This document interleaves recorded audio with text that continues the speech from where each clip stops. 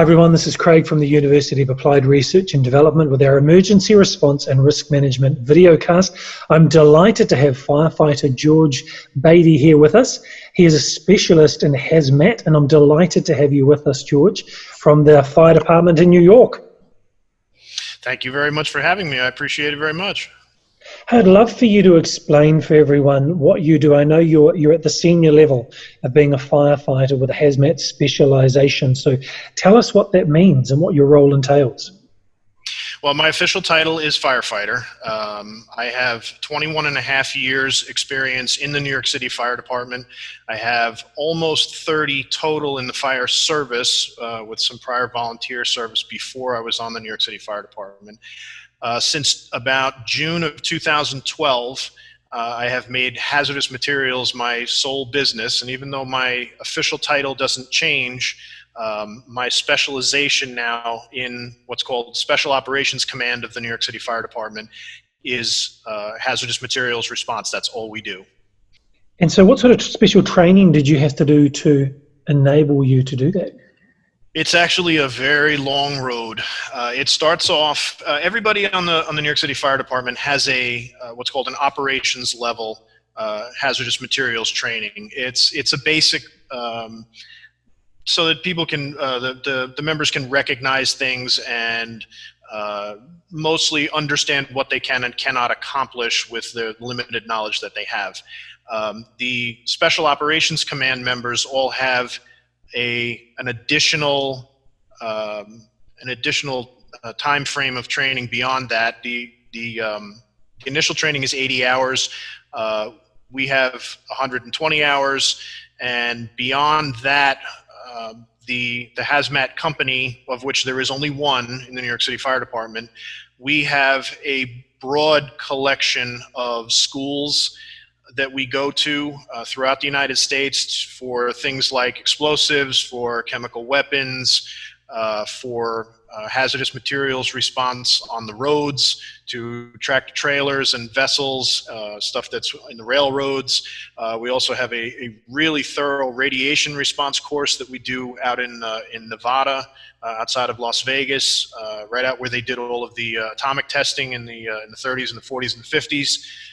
And beyond that, there are all kinds of in-house trainings that we do with not only our meter and equipment suppliers, but outside vendors like some of the people that do propane specifically, some of the companies that do transportation of things like gasoline and diesel fuel on the roads. We do familiarization with some of their facilities, with their equipment, with their transportation equipment, because those are the things that we're going to come in contact with the most. So we like to try and be as familiar with that as we can. Beyond that, we do in-house drills with our new members, with people that are just coming into the company. Like I said, I've been there a little over 8 years now, so I am a fairly senior member of the company, and at this point we've created a group of what we call mentors, and you are assigned a new guy, and when the new guy is busy trying to learn the trade, you are responsible for helping him to understand anything he doesn't understand and help him through the process. That wasn't something that I had, unfortunately, but it's relatively new for us. But it's a very good way to help new guys who come into the company who aren't specifically aimed in this direction or don't have any background that helps them with it, and they seem to kind of excel a lot faster when they have that kind of help specifically, and it works well, and I enjoy it. I never really saw myself as being a senior man or being the go-to person for any of this, and at this point, with as much time as I've been doing this, that's actually the case, and it's humbling. It's very interesting. It also helps us to stay on top of the trade, because we're constantly going over the basics, to teach the guys that are coming in. So that's actually very helpful for us as well as them. You said that there's a number of schools that provide this specialist training. I know that FEMA at a federal level does training in incident command, the incident command system. Does the fire department nationally have have this built up as a training system, or is it specialized universities? How does it work? Well, some of them, they're all different, actually. We'll start with the first school that you're allowed to go to after you've been checked through everything in the company is what we call bomb school. And bomb school is actually run by New Mexico Tech out in New Mexico, and I believe it's a university run by New Mexico Tech, but they have a whole bomb range where they do a lot of explosives study. We go out there and they do a lot of talking about how improvised explosive devices are made. You know, they talk about some of the ones that we're familiar with. They talk about Oklahoma City. They talk about the first bombing in the World Trade Center. They also had recreated the guy who tried to bomb Times Square, that he built the bomb with the propane tanks into the Nissan Pathfinder. And they actually have one there that looks exactly like the truck that was there. And they build a few bombs. It's not, it's really fun to watch, but it's kind of limited for us because you're not actually allowed to touch anything, and we can't even set it off. We have to watch from a distance. So it's fun to a certain point, but we are very hands-on people, and not being able to do anything hands-on for that means it's kind of limited.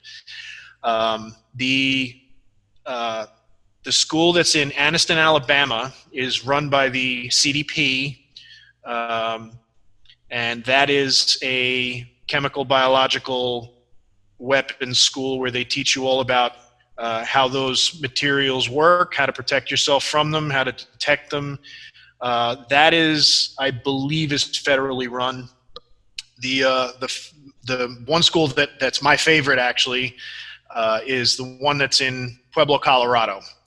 That's called TTCI. It's actually a research facility for everything to do with the railroads.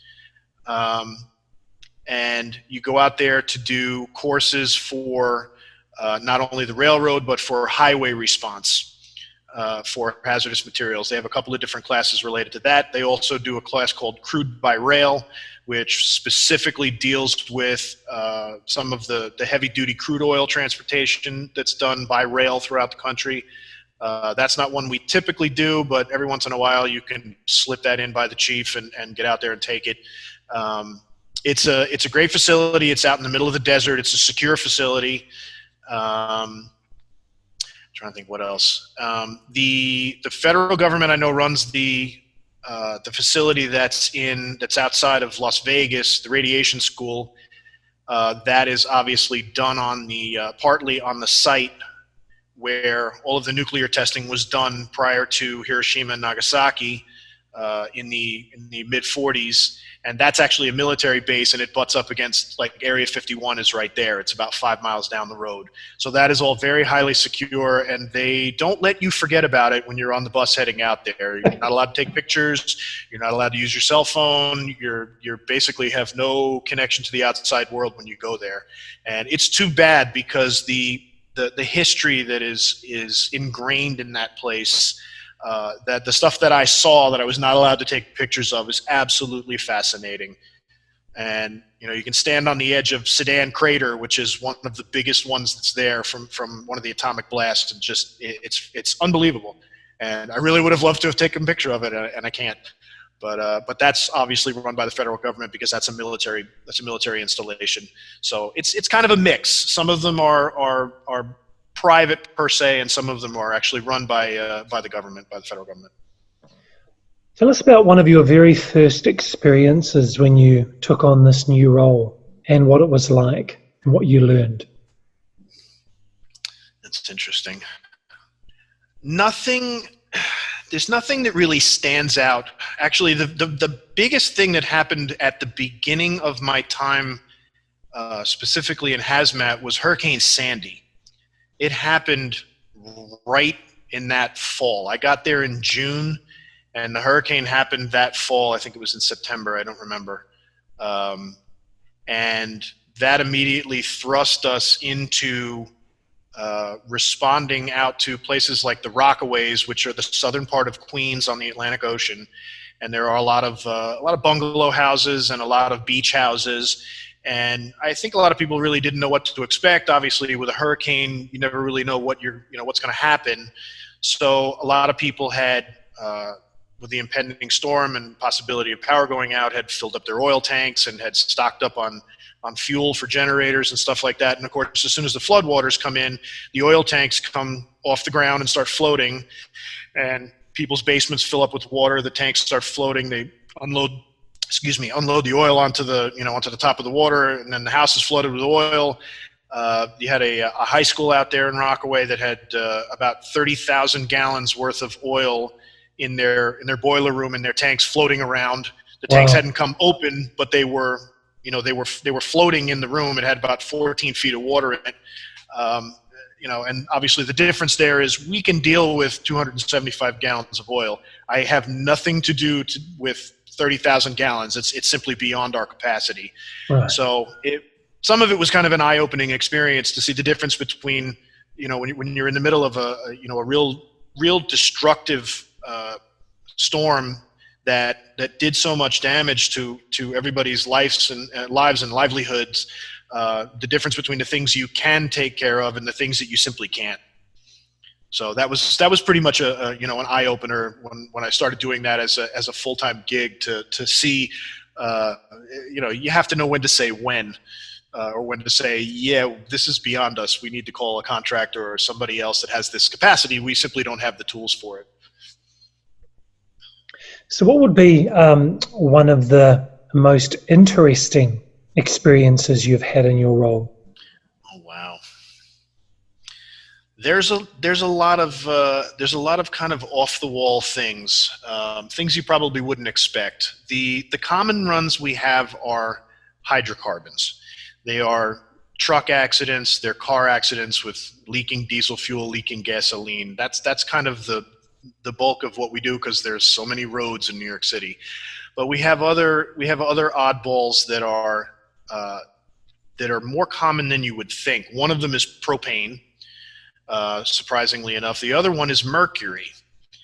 And the interesting thing about those is that I never considered those to be a big deal or something that I'd see very much when I was in my initial, training for the higher level of response. They teach you about this. I said, well, mercury is outlawed in this country. It's been outlawed since probably the late 90s or, around 2000. So I know that these things are out there, but how big of a deal could it be? And it's actually quite a lot bigger of a deal than I ever thought.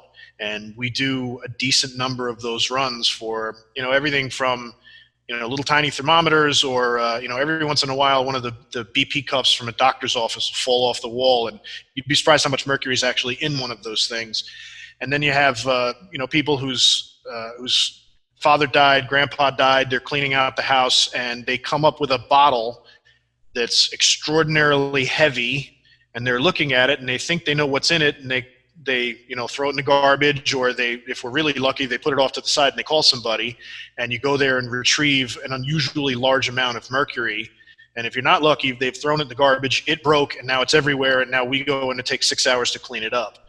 So those are definitely things that I didn't expect. I can't think of anything else. How do you clean up mercury? Believe it or not, the best way is with a vacuum that is specifically made for mercury.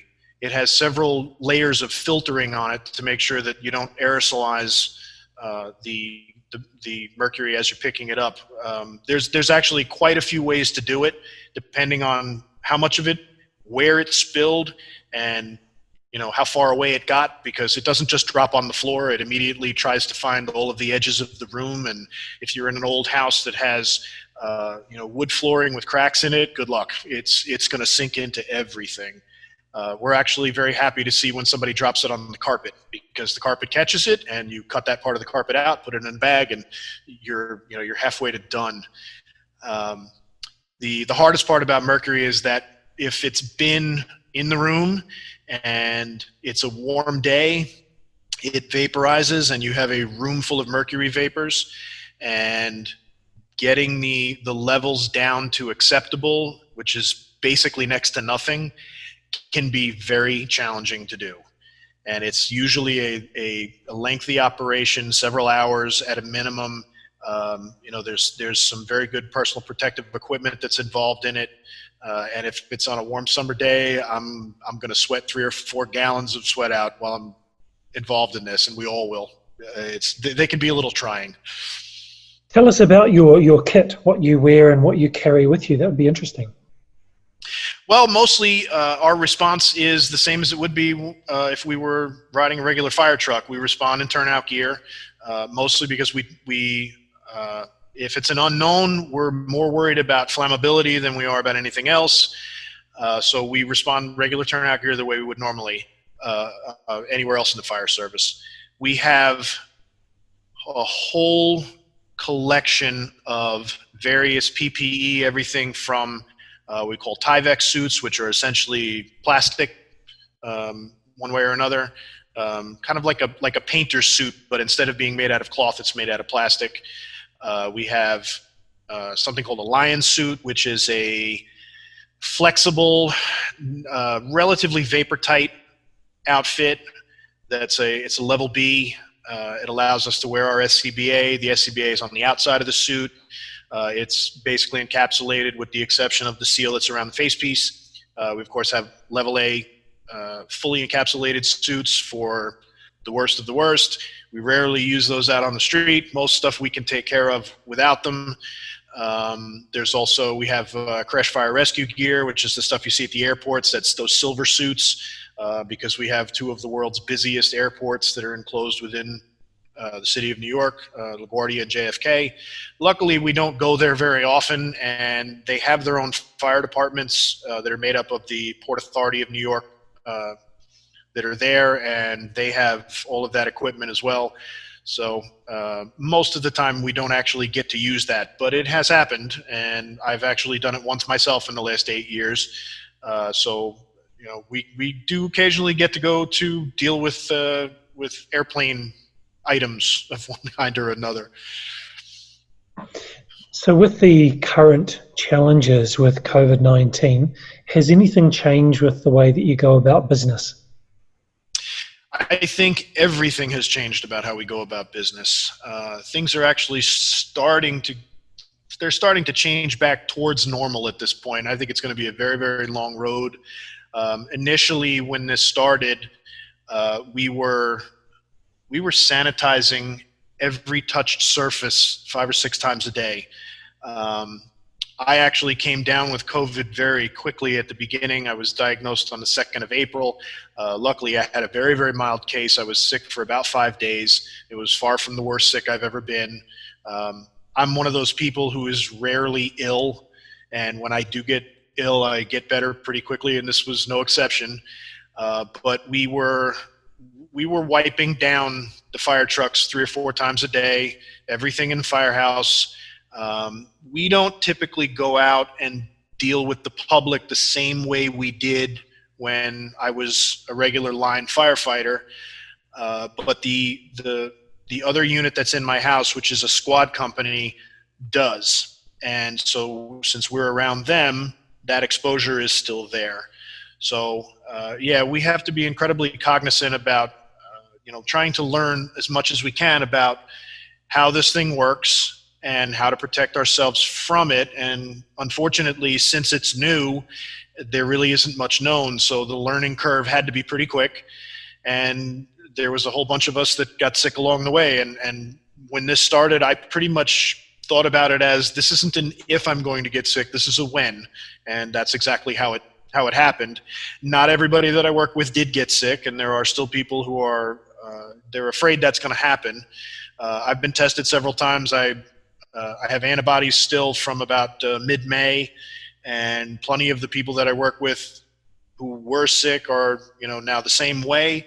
You have very few people who showed up with antibodies who never got sick, but the precautions that we've taken were similar to what everybody else is doing, but since the firehouse has a constant movement of members, there's probably about 65 people in total that are assigned there. You have a constant movement from all kinds of places in and out of the firehouse. It's just the way it works. And any firehouse does the same thing. It might not be as many people, but obviously we're going two different directions. We have people like me who live north of New York City. Most of the people in my firehouse work or live out on Long Island, which is east of New York City. And we're traveling back and forth and touching all kinds of surfaces and interacting with all kinds of different environments that you could potentially bring something to the firehouse from. So we had to be as cognizant as we could be about that to limit what you touch. And hazmat, we're already, I don't want to say we're predisposed, but we're taught about how to avoid transferring contamination from one place to another. And that's one thing when you are out on a scene, because you're thinking about that all the time. I don't think about it when I leave the firehouse, get in my car, and come home. And that's what we were forced to do. And a lot of people that we watched on TV and a lot of people we talked to, when no one else was moving anywhere, when the whole entire country was shut down, I would come home and I would take my clothes off in the garage and immediately go into the house and go into the shower, and my clothes would go right into the washing machine in an attempt to keep this out of my house. Ultimately, that didn't work. Basically everyone in my house eventually got sick. No one was very seriously sick. My daughter, who is 9 years old, got over this in 24 hours, which was fantastic to see. My wife was the one who got sicker than everybody, but even she wasn't really that bad. And now her doctor tells her that she has more antibodies than he's ever seen. The idea that you would have to take what we do on the street at an operation back to your home and into every other aspect of your life was very challenging for me to do. And I'm sure I wasn't the only one that had a hard time trying to work that into your entire life. Very, very challenging for first responders such as yourself, and particularly the specialized nature of the work that you do. We would want you to get over it very quickly. I would imagine that in your line of work, you have to be strong, you have to be healthy. You're getting regular health checks along the way. Would that be the case? Yes, the fire department keeps a pretty good tab on us. We do regular medicals. The hazmat company specifically has a deeper battery of things that they test our blood for. There's all kinds of heavy metal screenings and things like that where they look a little bit deeper. But ultimately, it's up to us. The job can only do so much. I keep a pretty close watch on my blood work and on everything else. Like I said, I'm generally a healthy person. I'm very glad that I inherited that trait from my father, who I think I've seen sick twice in his life.